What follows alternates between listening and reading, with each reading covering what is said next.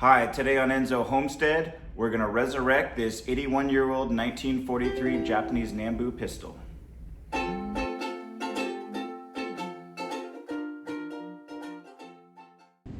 Some of you may already know this, but when I was 6 years old, I survived a devastating house fire. It started at night while we were all asleep. But when we went back and went through the remains, my dad did find some old antique bayonets and actually this Japanese Nambu pistol that was my great-grandfather's or grandfather's. And so he's been holding on to them for the last 40 years. And I think we're going to restore them. I'll probably do a couple of videos restoring the bayonets and the Nambu pistol.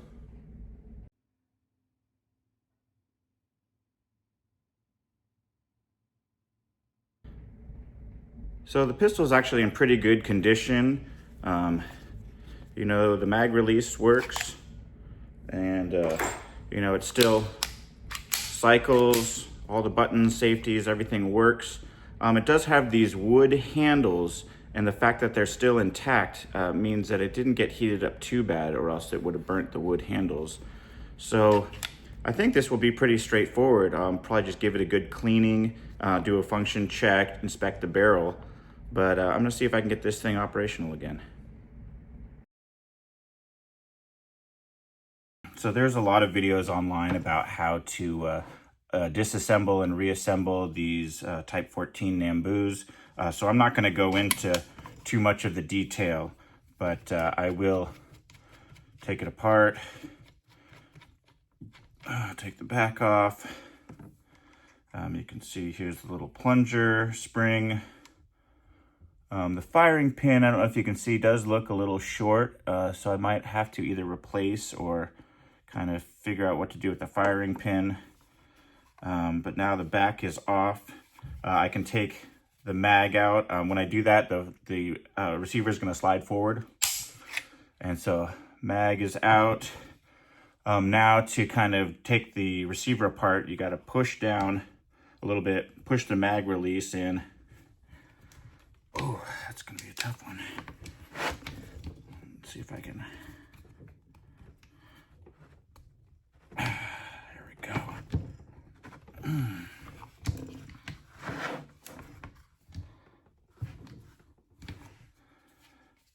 This trigger group slides off, but it's pretty stuck on there. There we go, I got it. So the trigger group comes off. One whole section. That one was a little bit seized up, so I'll have to give that a good cleaning. But then after that, the whole receiver pops out. And you can see the springs and everything still look pretty good. That looks pretty good. You know, for the most part, this thing is pretty clean. You can see inside. I can take the grips off here. Again, since it has these wood grips, you know, it went through a fire, but the fact that they're still intact didn't go through too much of a fire. Or at least it didn't get burned, I should say. All right, so take these grips off. Original wooden grips. And there we go, there's a field strip Nambu right there. All right, according to the internet, it's supposed to be, the firing pin's supposed to be 65 millimeters, and you can kind of see what it looks like on the left picture. Mine is short. You can see I have it set at 65 and it doesn't quite reach. It's got like this little like nub of a tip. And so it's either been filed or broken off or something. So I'll probably have to get another firing pin. But you know, that's not the end of the world. It's not too bad. Here's some additional information I found that the Torimatsu factory strikers were initially 73 millimeters with a small diameter tip, but they changed to 65 striker with a small diameter tip in 17.7 version. Then in 18.9, the 65 millimeter striker tip changed to the larger tip size. So mine is in between that. Mine's 18.6, so that's June of 1943, and so they had the shorter firing pin, but it still had this smaller diameter tip size. So that's kind of be a unique firing pin to find. Here are all the pieces. I actually broke it down a little bit further so I can see some of these small little tiny springs that I took out and some of these other pieces. I'm going to send it all through the ultrasonic cleaner, and so I wanted to make sure it was taken down all the way. The ultrasonic's almost up to temp. I usually run it about 41°C. I use this purple simple green degreaser. All right, put a little bit of degreaser in here.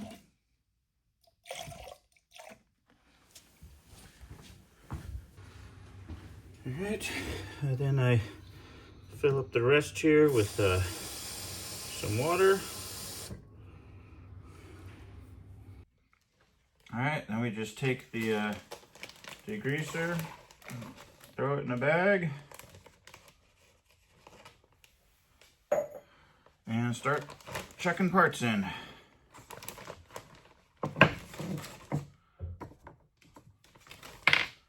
Everything except for the handguards, because those are wood, but all this other stuff can go in there.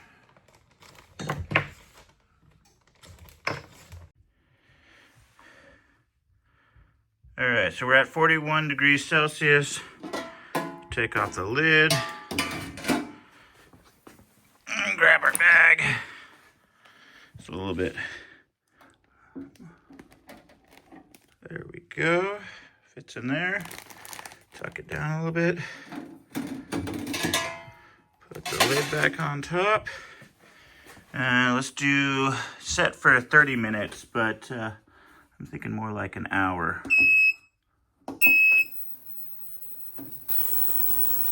I'll do 30 and I'll come back and do another 30.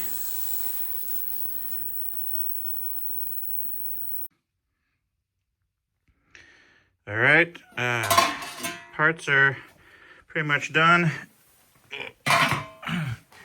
You can see that the bag is all kinds of dirty.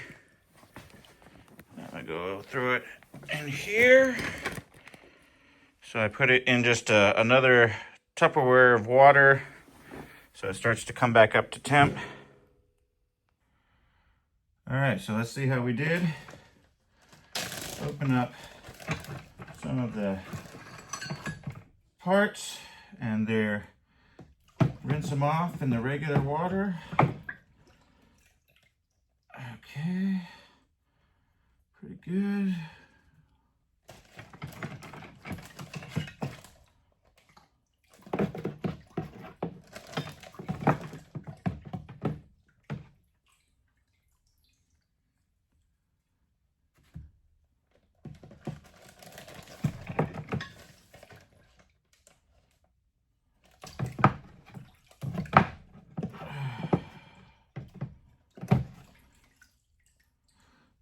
Pretty good. Here, let me get this one dried off a little bit. You can kind of see. I'll get a better picture in a second. All right, I got all the parts out. They're looking pretty good. They're still wet. I rinsed them off. But some people like to use an air compressor to kind of clean them up. I find that using a heat gun, it's kind of like the hand dryers in the bathroom. You give it a little heat on low, and then this will help to dry them out and make sure that all the parts are dry, and then I'll give them a light coat of oil.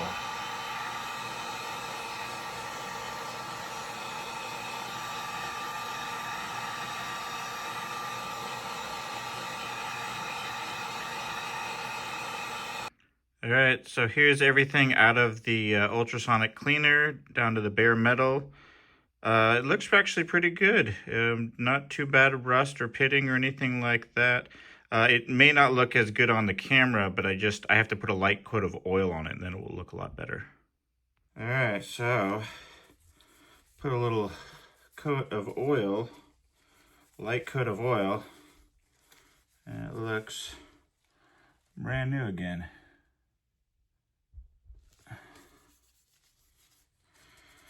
The other thing with this barrel is I'm gonna put some oil on this bore snake. This is a 9mm bore snake, but it actually will fit in this 8mm because it's not very much difference. It's like 0.031 or something like that, so it'll still work. And that'll help to kind of clean out the barrel. Put another little dab in there. And then run the snake through again.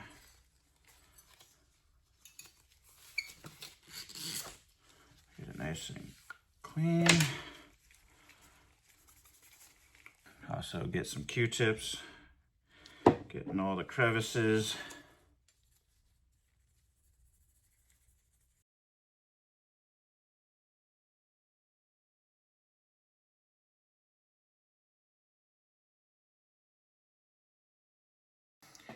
All right, we've got the Nambu all assembled. Do a quick function check. Cocks, magazine drops, uncocks it, back in, and trigger pull. So it looks like we're good to go.